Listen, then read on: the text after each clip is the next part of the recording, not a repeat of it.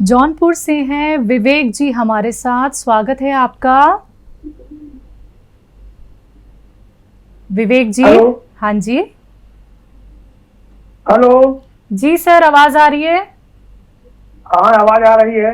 जी, सवाल कर लीजिए। हकीम जी, मैं आपकी दवा मंगाता हूँ। जी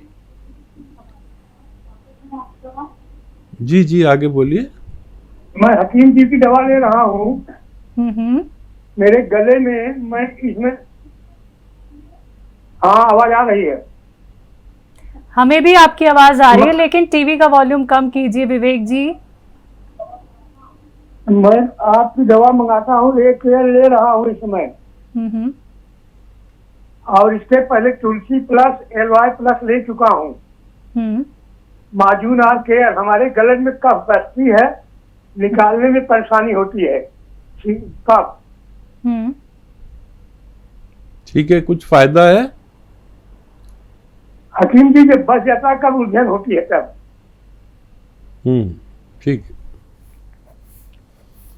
और देखिए, दवाएं तो लेते रहिए, घरेलू नुस्खा भी आपको बता देता हूँ। देखिए, सपिस्तान हम लोग कहते हैं, इसे आसान भाषा में लिसोड़ा कहते हैं। लिसोड़ा लीजिए 100 ग्राम। और उन्नाब एक बेर की तरह फल है, लाल किस्म का, सुर्ख।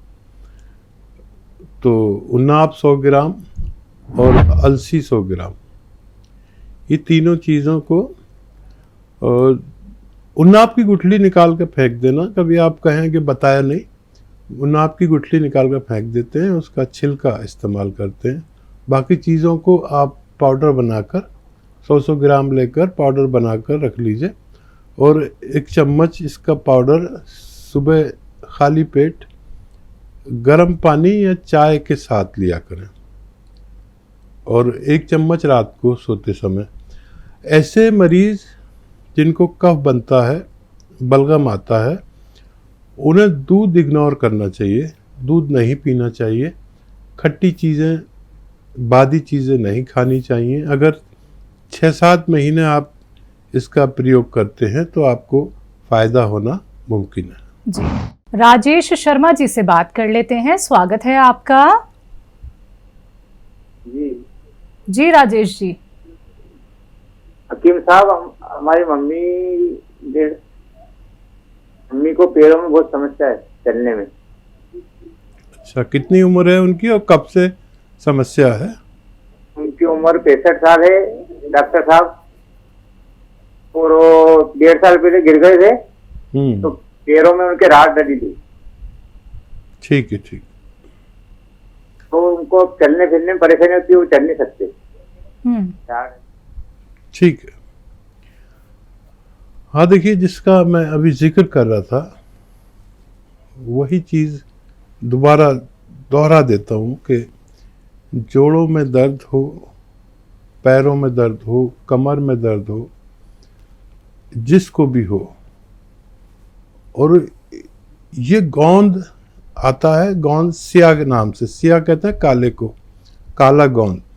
ये स्वाद में बहुत कड़वा होता है, और इसको आप ले लें, लेकिन असली लें, नकली बहुत मिलता है।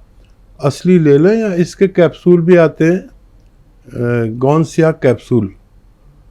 ये एक सुबह नाश्ते के बाद दूध या पानी से दें मम्मी को अपनी, और एक रात को सोते समय खाने के बाद दूध या पानी से देंगे।